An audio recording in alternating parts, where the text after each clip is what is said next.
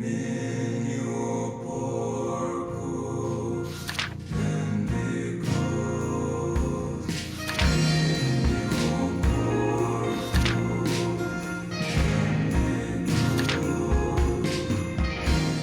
would like to talk about last night's Retro React, okay? Because here's the thing. The idea for Retro React is that on my DSP Throwback channel, which is meant to be reminiscing about the past and nostalgia, all right? I sit down and I watch an older playthrough of mine with the old style camera, the old style commentary, right? And I essentially react to it honestly in the modern day. And I want to make this very clear. When he says old style commentary, he means the absolute degenerate commentary that he used to get away with back in the day. The no holds barred style commentary that brought the internet's ire to him to begin with. Because it really doesn't matter how he tries to dress it up. Because he was still being openly racist, sexist, misogynistic, whatever ist you can really throw in there, DSP was it. And whether he said all of that jokingly or not, it wasn't ever really funny because he didn't have the charm to pull it off. But I gotta give him props for trying to spin it into a positive light and even making money on it to this day. And so far we've done this with Red Dead Redemption 1, Dark Souls 1, and Heavy Rain. And each one has felt a little bit unique and different. Like Red Dead Redemption 1 looked awesome because I was watching the remastered version of the playthrough that my editors are currently finishing up. We only have, I think, 2 to 3 more parts left, and that playthrough will be 100% completed over on DSP Throwback if you're interested in watching it. This playthrough has upgraded visuals, 60 frames per second in some cases. It's not always 60 frames, but it's upscale. Better text and graphics, redone audio so you can hear my voice much better, and it takes out a lot of the echo and the nonsense that was in the original playthrough. Don't forget to mention the stolen footage, DSP. That's a very important part to the playthrough, don't you think? It was the first thing we saw, actually. Despite all of that nonsense gobbledygook that he just spit your way, the gameplay still looks like utter trash. It's hard to make out, and honestly, not that big of an improvement, if an improvement at all. Because it doesn't matter how much you polish garbage, it's still gonna be garbage at the end of the day. Even if that playthrough was done with direct capture, it still would have been a game playthrough done by this oaf who has no sense of humor and doesn't know how to play a game to save his life. And let me tell you, it shows because, for example, last night we were watching Bully. Oh, the audio was terrible. The audio was atrocious. You could hear all this environmental noise back in my condo in Connecticut. And I was like, dude, it sucks, you know, compared to anything I do today. It's really, really bad. But wait, didn't you try and convince everybody that the audio from your condo was the better experience? Because then you got to feel what it was really like to be sitting in the room with DSP, and that's what you wanted to do, right guys? You wanted to sit in the room with DSP while he played the game? You wanted to hear the aircon, the fans rolling, and all of the little beeps and boops that happened while he played? I mean, that's what he tried to convince everybody of, so I thought that that was the truth. Why would DSP lie to us? In all honesty, I still can't believe that that's a lie he really tried to pull over on his viewers. Because switching to direct capture was an objective upgrade for his setup. There was no way to argue your way out of it, but god damn it, didn't he try. And then I listened back to the Red Dead videos and I'm like, oh, they sound much better. That's because they've been scrubbed. They've had audio scrubbing, so it sounds way, way better, right? So anyway, you know, Red Dead was an experience because we got to see the upgraded visuals. Dark Souls 1 was an experience because we got to see my old gameplay of playing that game for the first time, way before I ever learned how to play a FromSoft game. And man, did I suck. And it's hilarious to see me suck and not know what I'm doing. It's actually suspenseful. You're like watching me fight the Asylum Demon. Like, is he going to win? Is he going to win? Right? It's pretty suspenseful. I have to disagree, DSP. It wasn't very suspenseful at all, whatever the hell that's even supposed to mean. I don't know if his tongue is getting fatter or he's losing more control over his face, but he is messing up so many more words recently. It's kind of insane. But for those of you who tuned into the stream when I watched the DSP throwback style stream, it was absolutely horrid. I really can't even remember if he made it out of Firelink Shrine in the entire stream, because he spent what felt like ages fighting the skeletons in the graveyard for little to no reason at all. I mean, sure, he got a couple of pickups, but he didn't use those pickups and didn't even know what they did. Maybe it's just me, but I wouldn't call this buffoon running around Firelink Shrine for an entire stream peak entertainment or anything. And then Heavy Rain, oh my goodness. Heavy Rain was a smash hit. You know, a narrative-based game, one of the classic playthroughs that I've ever done that actually got me lots of notoriety on YouTube back in the day. And a classic to this day that people still rewatch regularly because of the commentary. And again, anybody who tuned into the stream where I watched that very stream of DSP where he rewatched the Heavy Rain playthrough knows just how abysmal it really was. Not to keep self-plugging my streams that I do on Saturday mornings at 9 a.m. Eastern Standard Time or anything, but his modern commentary really didn't add anything of substance, and his old commentary was just filler as it was. About the only thing interesting of note that came out of that entire rewatch of Heavy Rain was the fact that very often his modern commentary and his past commentary lined up exactly. They made the same jokes, they made the same observations, which just proves to me that despite all of the changing that DSP has supposedly done throughout the years, that is very much not the case. I know that's not a shock to you guys, but like I said, it really does prove it to me. Sure, his commentary might not be nearly as obscene now as it was in the past, but it's not because he doesn't think it. It's not because he doesn't want to say those things. It's simply because he keeps himself on a tighter leash because he knows he's not allowed to say those things. So it was awesome to go through, and you guys liked Heavy Rain so much that we actually did it 6 straight weeks, because the original idea, all right, the original idea was supposed to be that we were not going to do Retro React every week. It was going to be maybe every 2 to 3 weeks, just as a variety thing that I throw into the schedule. But you guys liked Heavy Rain so much, you kept demanding I keep doing it. And I was like, okay, let's do it next week. Let's do it next week. And it worked, and people would show up and engage and support that stream. And in fact, no lie, those streams made the Throwback channel viable. With the amount of work that goes into it to make it happen, with all the work that editing the videos, you know, titling them, putting them into a proper playlist, you know, for posterity purposes, and having that stream once a week, that was definitely making the channel viable to do. I absolutely have to ask, being that DSP doesn't actually pay any of his editors or any of the people that make his thumbnails, or anybody for that matter, just straight up does not pay a single person who helps him, what does he have to make viable about the channel? He doesn't put in any of the work, it doesn't take up nearly any of his time, and he doesn't actually pay anybody to do those things. So what cost does he need to be making back up? This channel is essentially free money for him, and an excuse for him to not be playing video games when he's supposed to be playing video games, being that his main channel is, you know, DSP Space Gaming. And I have to ask this when it comes to DSP throwbacks, because at least on the other channels you could say, oh, you know, he's providing his time, he's actually doing a stream where he could be working a job, or he should be working a job rather. But when it comes to DSP throwbacks, or at least the point of DSP throwbacks, which is these remastered playthroughs, there doesn't have to be any streams. He's not playing the games. He doesn't have to buy the games. There's no time investment for him. And again, he doesn't pay these people. So what cost is there to recuperate? What needs to be viable about the channel? It is quite literally free money. Okay, so then we had to pick the next project, and one of the things that had been suggested over the time that we were doing Heavy Rain was the Bully Scholarship Edition playthrough, among other things like Mass Effect 1, Bioshock 1, and stuff like that. So we had a poll, and Bully won by a pretty good margin. I want to say it was like 48% of the vote went to Bully. So we tried it last night. Now, I'll be honest, I was already skeptical. I didn't know how it was going to go, because this is not a fully narrative heavy game. There's a lot of gameplay elements to it and stuff like that. And it's not, even though a lot of people like the Bully playthrough, it's not received as like a classic that I've done. A lot of people have watched it over the years and like it, but it's not, oh, that is the one playthrough that I watched of DSP's that I love and I rewatch and it made me discover him on YouTube or anything like that, right? I'm gonna be honest with the DSP, I don't think that anybody's going back and watching your old playthroughs like that. All of your gameplay and commentary is utterly forgettable in every single way, which is kind of sad given that the only thing that you have to your name is your 15-year legacy. Oh, and how could I forget all of those sweaty Hogans? So I guess we have two things. But I love that he said that he was skeptical when it came to the Bully throwback style stream. Not because his commentary was over the top and obscene as usual, not because the actual footage looked like dog shit, and not because his numbers are just generally down all over the place on every stream. No, he was skeptical simply because it wasn't a narrative-driven game and it was very gameplay focused. Which is strange to me, DSP, is that you just insinuating that your gameplay isn't the most riveting thing on the planet and that even you will get bored watching it? Because if that's the case, I'd have to ask why you even bothered putting out the videos to begin with. I mean, if you wouldn't watch your own content, you probably shouldn't be putting it out for everybody else to watch. So we watched it, and it was about roughly just under 3 hours of reacting. We got through 10 parts of the playthrough, which is exactly what we were doing with Heavy Rain. We were doing about 10 parts in each stream. For the record, the playthrough is 108 parts. So if we were to actually continue with Bully and try to finish it, it would take about 2.5 months of React streams to actually get through the whole playthrough. Just throwing that out there. That's how long the game is. About, I think if you do the math, I want to say It's under 20 hours, but it's still a pretty lengthy game.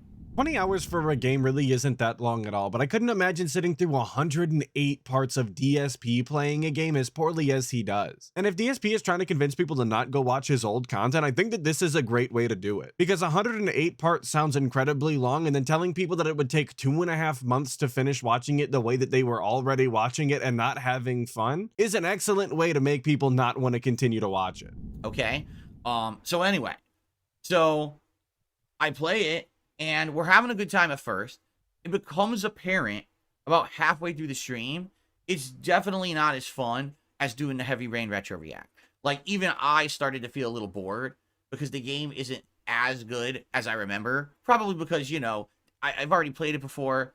It's a little dated now. There's still unique stuff to it. I think the music was one of the coolest things about the game. I really like the soundtrack.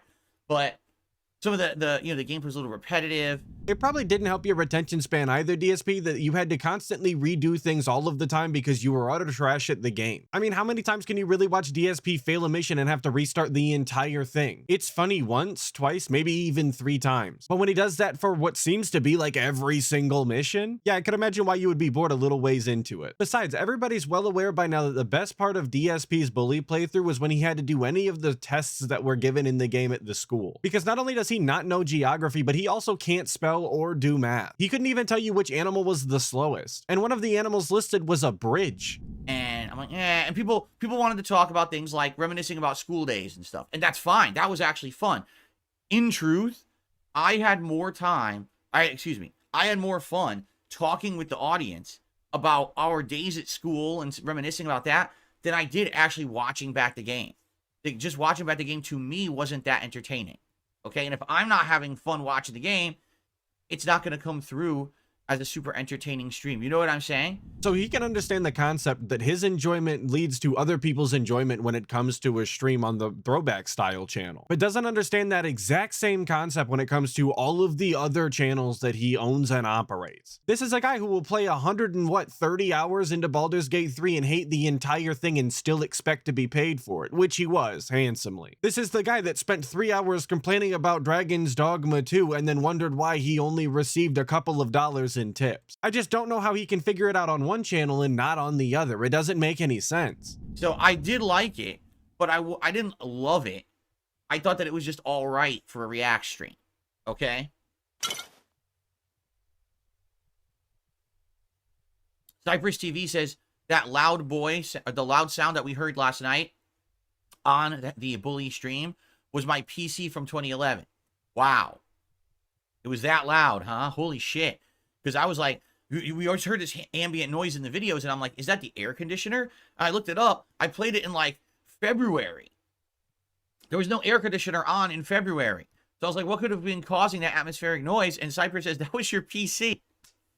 Oh my God. I absolutely hate this. I hate when he makes a big deal about things that he had complete control over in the past. Things that if he watched his own content for even a minute, he would understand and know that everybody else is experiencing this and is a problem. But DSP notoriously never watched his own content, and he never watched anybody else's either. So even if he did watch his own content, he wouldn't have a frame of reference for what good quality YouTube content was for the time. It's one of the things that I actually find the most frustrating about DSP, because he quite literally was only as popular as he was because he shoveled out content at a breakneck speed. That was it. It was quantity over quality. That was and is still his strat to this very day. Boy, let me tell you guys something, all right? Today things are so different, and I'm so happy for that. I was such a stubborn, pig-headed, obstinate idiot back then. To be putting out videos that long of that visual and audio quality and not understanding that the audience was going to leave if I didn't upgrade, like, it was terrible. Even me watching it now, I'm like, oh, it's like hard to watch because you just hear, it's like, feels like you're in a wind tunnel trying to fucking watch this video. Like, oh, it sucks.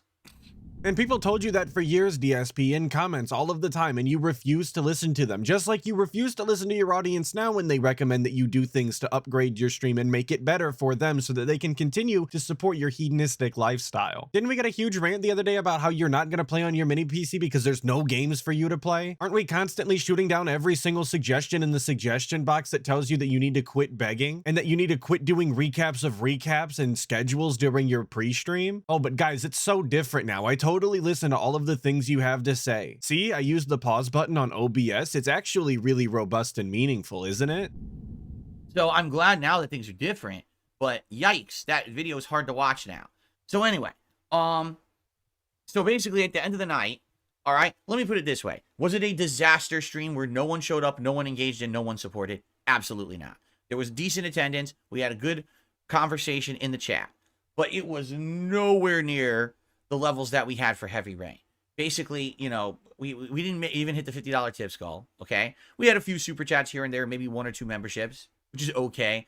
And people are like, oh, well, this was good for a night stream. Well, technically, you're right. You know, usually my night streams don't do as well. They're slower, but I'm trying to maintain enough interest to keep this viable every Sunday night. You know, we easily could have done another game or continued with the playthrough you guys want, not doing these one-off streams that are just doing them for the sake of doing them, right? And I feel like this is one of DSP's biggest problems when it comes to the way that he runs his channel. He always thinks that he's making progress in something. He always thinks that he's building up to some conclusion. And when he's not, he feels like it's a waste of time, that they're just doing it to do it. But the reality is that's all streams, and tuning into streams is the exact same way. You're doing it just to do it, to have fun, to have some sort of entertainment in your life. The fact that he insists on making some sort of forward progress in something actually takes a lot of the fun out of it. I thought the throwback streams were supposed to be fun, chill, reminiscing streams where everybody just got to enjoy watching you watch you. Now all of a sudden they have to be viable and they have to be making some sort of progress and can't just be one-off streams just for fun. You might as well just uninstall OBS at this point, man. You're in it for the wrong reasons. And with Heavy Rain, it was the opposite. Like, people were dying for more. By the end of the night, I asked you guys, what did you think? And the audience was torn right down the middle. Half of the attendance was like, yeah, that was a chill time. That was fun. Let's do it again next week. And the other half was like, yeah, that was pretty boring. By the end there, it really started to fall off. Let's do something different. So with a 50-50 split, I knew that I had to get feedback from everyone. So I put up a poll immediately. We actually did it right at the end of the stream. We put up a poll and said, hey, everybody, please vote on what you would like to see next week for Retro React. And here's the premise. 4 games, vote, and we'll do whatever wins the poll next week. If next week's stream ends up being more of the same, meaning less attendance, less engagement, less support, and it's just not as popular, then we're not going to do it every week. And that's okay. We don't have to do it every week. Like, I'm okay with that. I'm not upset at all. We have many, many things to do on the late streams. We have all these games to keep playing or whatever. So it's not a bad thing if we don't do Retro React every week. You see, it's actually perfectly fine. It's just that I want to be sure that I'm doing what you guys want. And this just furthers my point. He's so obsessed with how many people are showing up and how much support he's getting that he's completely losing all of the fun and entertainment factor when it comes to the streams. Not every single piece of content that you do is going to be for everybody, and some of your streams are going to have lower attendance than other ones. It just comes with the territory. He's always on about this infinite audience that he has that's constantly on rotation for all of the different pieces of content that he does. Some people show up for this game, some people show up just for the pre-stream, some people show up just for the night stream. But when it comes to a Sunday night stream where he's specifically doing a throwback style react, and then all of a sudden he has one below average stream on a Sunday night and it's just not good enough, and we might start doing it less frequently. And that's before even addressing the fact that a lot of his chat is addressing right now, which is the fact that this low support style bully stream happened on Easter night, meaning that a bunch of people were either tired from all of the festivities of the day or possibly still out with their families during the holiday night. But DSP doesn't have any friends or family. He doesn't take that into consideration. Holidays are just another day for him. The dude barely even cares about his wedding anniversary, if you heard him talk about that the other day. So basically, I put up a poll, and the poll was continue with Red Dead Redemption 1, which I think we gave it like one chance, and people didn't vote for it the next week, and then we took it out of the poll. So I said, we'll throw Red Dead back in there. Continue with Dark Souls 1, because actually some people on that stream were saying, this is kind of boring. Let's bring back Dark Souls 1. That one was really fun. So I said, let's put that on there. So continue with Bully, the third option. And then the fourth option is actually something that you guys had thought of yourselves and requested while we were playing Heavy Rain. Said, would you react to The Walking Dead Season 1, Episode 1? So the choices are Dark Souls, Red Dead Redemption, Bully, or The Walking Dead Season 1, Episode 1. What absolutely awful choices those really are. And that's not a dig at any of those games, but I've seen DSP react to the first two, and it was absolutely miserable. And Bully apparently wasn't very good either, according to even him. I can only imagine how he's going to butcher The Walking Dead Season 1, Episode 1. So for those who don't know, The Walking Dead Telltale series was incredibly popular back in the day. When it came out, it was its own storyline of characters set in the Walking Dead universe at the height of the Walking Dead's popularity in the year 2012. That was when the show was blowing up on TV and everything was ultra exciting about the Walking Dead. You know, before there were 17 TV shows, 24 spin-offs, and merch and action figures out the ass, and now no one really cares about Walking Dead anymore, right?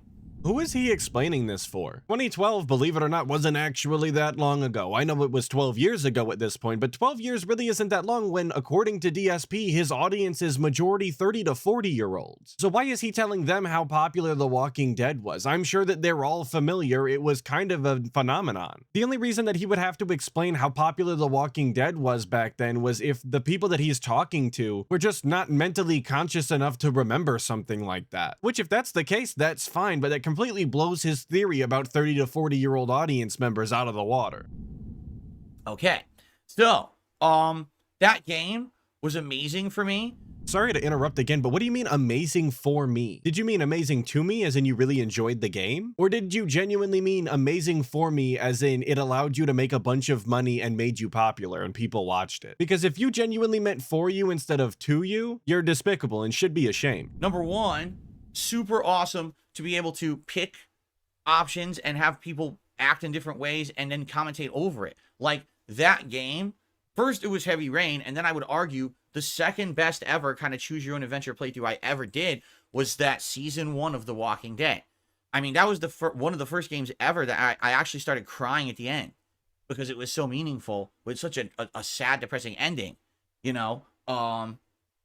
So everyone always loved my Walking Dead playthroughs, like always, okay? I'll have to believe you, but I really gotta ask who was enjoying that though? Because it was supposed to be a very emotional, meaningful style story that was being told. And the entire time you've got this absolute buffoon in your ear making sexual commentary and just grunting and groaning all of the time. Maybe I'm harping on how bad his commentary was back in the day, but I've just never understood who that was for. I was never actually a DSP enjoyer. I have never and will never understand how somebody can genuinely enjoy watching DSP's gameplay and listening to his commentary. If you're a former DSP fan, leave me a comment if you would. Try and explain it, because I'm genuinely curious. I promise you will not get lambasted. And you guys asked for it. As we were doing Heavy Rain, people remembered, oh yeah, the Walking Dead playthroughs were really good that Phil did back in the day. It's the same style as you know, Heavy Rain. Let's see if he'll do it. So you suggested it, and I said, well, you know, I don't want to put it in a poll immediately. We just did Heavy Rain, so I'd like to do a little bit of variety before we jump back into that style of game. So that's why it actually wasn't eligible for this week's Retro React. But after last night, I said, okay, well, you know, Bully didn't do so good, so let's do a poll, and let's actually put The Walking Dead into the poll and see if people would be interested in it, all right? So I put the poll up last night during the stream. Now, to give you guys some perspective here, all right? You ready? Last week's poll went up and lasted. It was live for a whole week. By the end of the week, it had about 475 to 500 votes within a week. It took a whole week to get that many votes. I put up the poll last night during last night's Retro React stream. This morning, 12 hours later, the poll already had 500 votes. What? Shouldn't you be happy about that? You got a bunch of engagement on a poll that you did? It sounds like your audience was really excited to watch some content next weekend on Sunday to make up for the fact that they had to miss this one due to it being, you know, Easter holiday. So magically, the amount of people who followed the channel just exponentially increased in 12 hours, right? Huh? Like, what are you talking about, right? So then I go and I look. These people are so dumb. What do you mean by these people, DSP? Given your track record with racial style commentary, every time you say these people, my ears immediately perk up. They left comments on the poll that were troll comments. I'm not shitting you. They left comments that were like, oh, do a bunch of pulls in the WWE mobile game and then play Bully next week. That's what we want. Like, I'm not kidding. Those comments were on the fucking poll, and I'm like, gee, I wonder if trolls were instructed to come over here and skew the poll. How stupid can you be? And DSP has absolutely convinced himself that detractors and trolls have formed this weird cabal that is constantly meeting and thwarting all of his plans. Yes, DSP, all of these trolls were instructed to go over there and vote on your poll. It of course could not have been that there was a bunch of individuals who realized that your stream wasn't doing well and thought it would be funny to make you do it again. Of course not. There had to be a secret meeting where everybody was wearing cloaks and Tevin was at the head of the table sitting hand in hand with the CEO of Comcast. Sound good? Sounds good to me. And by the way, categories. Like, I mean, you want to leave some evidence? You ever seen you got caught red-handed? I mean, this is like being caught in the act of doing it while 25 police officers are all staring right at you with videotaped evidence, audio recordings, and a satellite feed onto you. Like, how stupid can you be?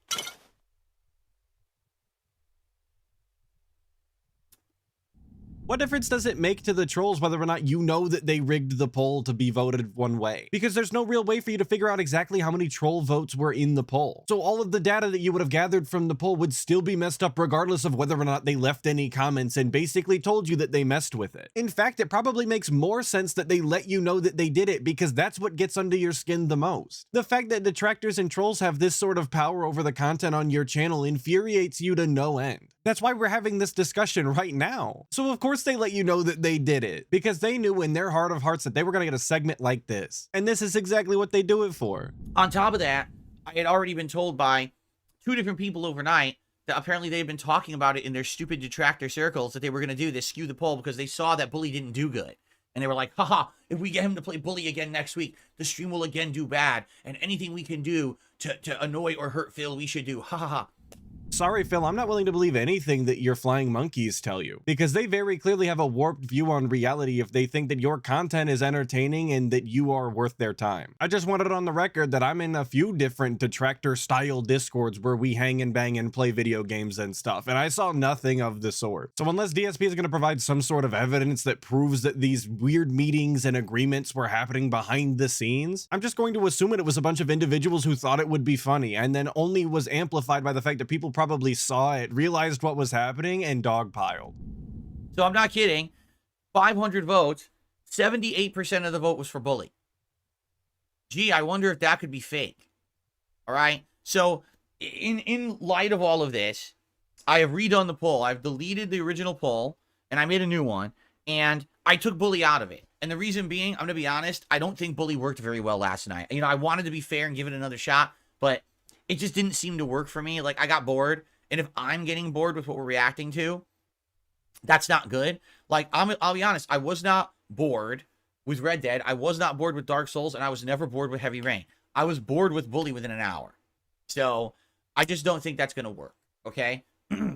So for any of the dents that wanted to see another Bully throwback stream, just get the hell out of here, I guess. Your vote didn't matter because the trolls thought the same thing. Maybe you guys were actually secret trolls and you didn't even know it. So now the poll's been redone, and there's 3 options. More Red Dead 1, more Dark Souls 1, or The Walking Dead. So please vote on one of those 3. I feel like any of those 3 would be a fine option, okay? And let me know, you know, your thoughts here all week. I'll be listening, what you think. But the funny part was, if you actually looked at the poll, yes, there were 500 votes, but if you eliminate all the votes for Bully, The Walking Dead was in the lead by a large margin. I think The Walking Dead had like 20%, something like that. And then the other 2 each had like 4 or 5% or something like that, like very small.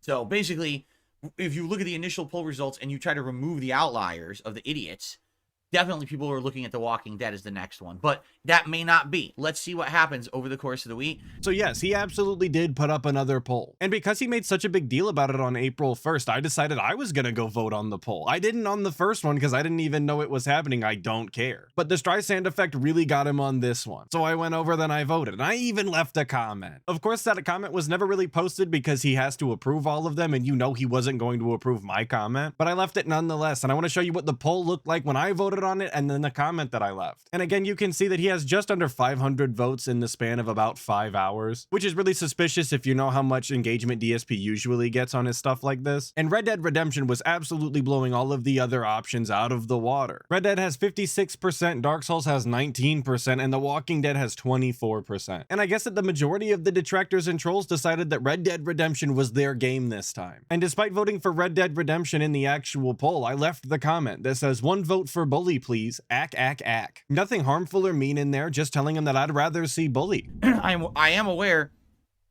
on the stream, a lot of people were leaning towards Dark Souls 1. They were like, yeah, Dark Souls 1 worked really well as the first stream. Maybe bring that back. So, please vote on the new poll that's over on DSP Throwback. If you want to know where it is, it's on the main channel page, and you go to the community tab, and it's right there. And I hope that you guys will vote. Now, Dab Hands just said in the chat, honestly, I'd rather see gameplay of current games than one of those.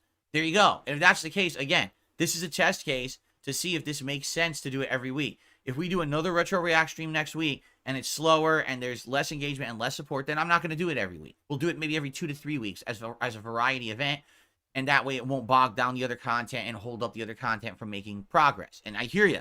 So 2 bad streams is enough to put DSP Throwback streaming on life support, you guys. So you better show up and engage in support if that's the content that you really want to see. Because heaven forbid DSP Throwback, some of the laziest content that DSP has ever put out on the internet, and that's kind of saying something, goes away forever. Or at least for 3 to 4 weeks at a time and becomes some sort of special event that everybody's going to care about then, I guess. A lot of people right now are happy to see the RPG madness end and just want to see good progress in all of the other games that I'm playing, and are afraid that if I keep doing things like this, that this is going to hold up progress because I just keep doing other night streams and other things rather than gameplay streams, right? Yeah, it's almost like that the majority of your fans who are actually your fans show up for the gameplay, being that your name is, again, DSP Space Gaming. And it's the minority of your viewers that actually enjoy these real-life chill with Phil style react things that you do. So, let's see what happens. Please vote. And over the course of the week, I'll try to gauge interest and see, how it goes and go from there. Okay? Fair enough? And also, I'll look at comments.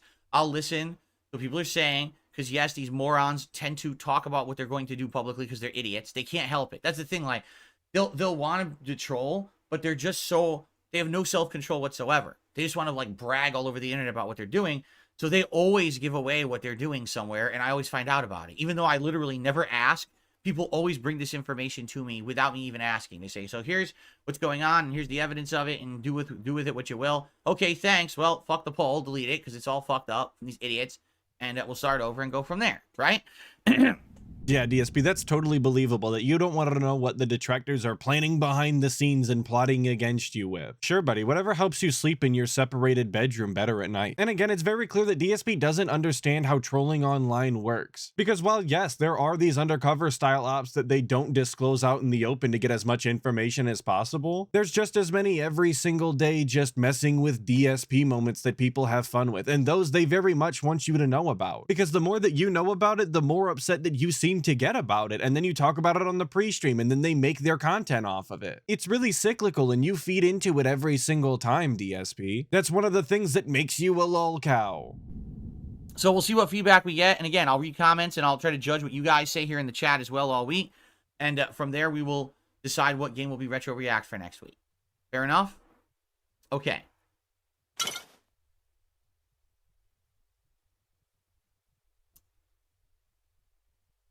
Very good. Okay, so that's what's going on there. And while that is exactly what's going on there has been an update when it comes to the rigged polls. I don't know if I'm going to talk about it in the future, but I'll give you the brief rundown. Of course, the second poll was also bombarded with trolls like me. So DSP has completely gone off script and decided that he's going to put his foot down and decide to do The Walking Dead Season 1, Episode 1. So for any of the dents that wanted anything else, get fucked. But I'd like to change the subject to some people that can't get fucked. And those are all of the members of the 60 Skulls. Big ups. We're going to be looking at some of the comments from the last video. Soulmare333 says, after a second watch through, I just realized that DSP loves the idea of Judas having multiple decisions and outcomes. But when BG3 does it, then it's bad storytelling and game design. Well, obviously, dude. Larian Studios is nothing but detractors, and they made all of the characters in the game detractors too. So of course their storytelling and game design was going to be for detractors. And it goes without saying that Judas this is gonna save the channel. So we can't hate on that game. Not yet, at least. Durwood Mixklovich says, judges a guy for dressing like he's in college, stopped wearing gaming shirts less than a year ago. And I think Paul Turner really had the best reply to it, saying dude wipes his earwax on his Zelda pants and has the gall to criticize how someone else dresses. Really couldn't have said it better myself, and there's really nothing more to add to it. And Lyrical Thesis DJ says, I'm gonna bet that Panda has called Phil Microsoft and Ubisoft back in the pre-cat heyday. Yuck, ew, and